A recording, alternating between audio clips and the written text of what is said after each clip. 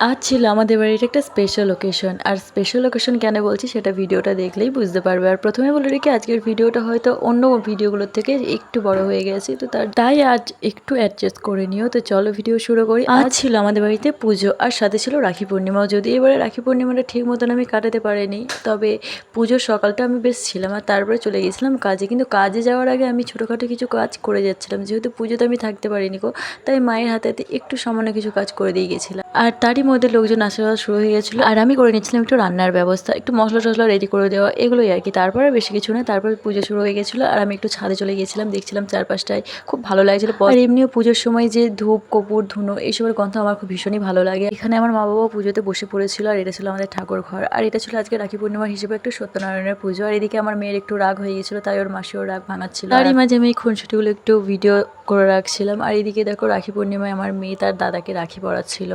তো যাই হোক, আমি এই সময় ছিলাম না গো, আর খুব মিস করছিলাম, কারণ ছোটোবেলায় এই একটা ওকেশন আমার কাছে খুব খুব খুব পছন্দের ছিল। তো এতই কাজের চাপ ছিল যে আমি থাকতে পারিনি, কারণ আমার কাজের চাপ না নিলে বা দায়িত্ব না নিলে আমি নিজের দায়িত্ব নিতে পারতাম না। আমার কাছে তো এতটাই সময়ের অভাব ছিল যে আমি সকালের প্রসাদও রাত্রে বাড়ি ফিরে এসে খেয়েছিলাম। তো চলো টাটা।